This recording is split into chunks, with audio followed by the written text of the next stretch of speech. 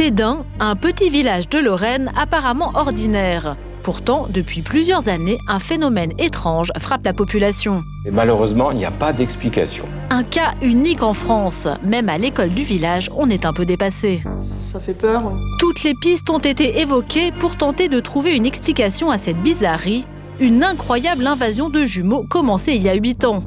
Le maire de ce village de 2000 habitants n'avait jamais vu ça. J'ai beau regarder dans les registres jusqu'en 1676, j'ai pas trace d'une telle concentration de jumeaux dans la commune. Alors, je ne sais pas, certains parlent de cigognes qui sont plutôt bénéfiques pour Thédin, ou peut-être l'eau des sources de Thédin, mais enfin, il n'y a pas d'explication, c'est vraiment une surprise. Aucune explication rationnelle donc, mais à l'école du village, le résultat est bien là. 12 jumeaux sur 155 élèves, c'est 8 fois plus que la normale. À la récré, attention les yeux, on a vraiment l'impression de voir double. Aujourd'hui, tout le monde s'est habitué, mais les premières années, les maîtresses ont bien failli devenir chèvres. Pour un couple du mois, je me suis toujours trompée sur les prénoms. Et je sais que Joël, elle, ça m'arrive encore chaque jour. Ah oui. Alors, pour distinguer les jumeaux, une seule solution, les bons vieux moyens mémotechniques. Mikaïl, c'était comme il avait les lunettes carrées. Dans Mikaïl, il y avait un K et carré, on entendait aussi K. Voilà. C'est comme ça que, à force, ça rentre. Des prénoms à ne pas confondre, mais aussi des situations étranges. Les premiers jumeaux que j'ai eus ne dialoguaient qu'entre eux. Donc ils avaient leur propre langage et ça fait peur au niveau de l'école. On se dit mais on n'arrivera pas à communiquer avec ces enfants-là. Et ça s'est débloqué tout seul quand ils se sont rendus compte qu'il fallait discuter avec les autres. Après, il n'y a plus de soucis. Les maîtresses n'auraient plus de problème à distinguer les jumeaux. Pour vérifier, nous avons décidé avec l'aide des jumelles Emma et Amélia de les mettre au défi. Lucie, tu en veux ? Mathilde ? L'heure du goûter, c'est le moment rêvé pour faire des blagues. Regardez bien comment notre duo de choc va essayer d'embrouiller la maîtresse. Emma, tu n'as pas pris de goûter encore ? Plus tard, d'accord. Récapitulons, c'est Emma avec les lunettes rouges qui n'a pas pris son goûter. Dans le dos de la maîtresse, les jumelles vont échanger leurs accessoires pour brouiller les pistes. Et l'écharpe, hein, moi j'en ai pas. Elle a dit d'échanger. Voilà, tout échangé.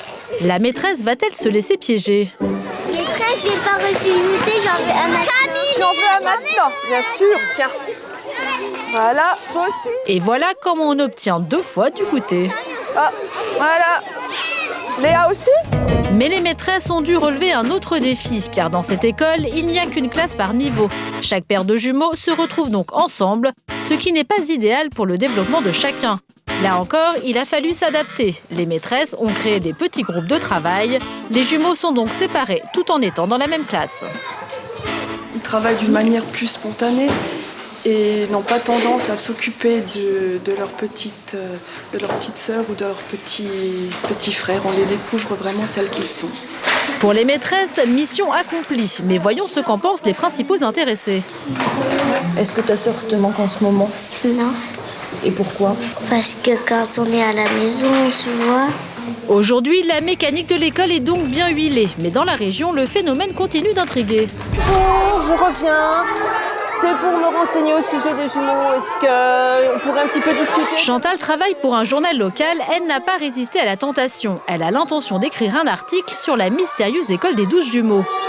C'est ces deux-là ? D'accord. Faites un petit sourire ? Ouais. Petit sourire ? Chaque paire de jumeaux est photographiée. Pour la presse locale, c'est un sujet en or. On voit pas ça dans toutes les écoles. La mairie m'a averti. Je trouvais ça très intéressant et je suis venue me renseigner. Chantal est certaine que son article va passionner les lecteurs. Mais ce qu'elle ne sait pas, c'est qu'elle est sur le point de décrocher un scoop. Et donc l'année prochaine, comment ça va continuer ? L'année prochaine, on aura donc une paire de jumeaux en plus et des triplés. Donc là, vous pouvez oui, des triplés. Ça va être... Une paire de jumeaux et des triplés en plus, l'école des 12 jumeaux deviendra alors l'école des 17 multiples. Un nouveau record qui méritera bien un prochain article.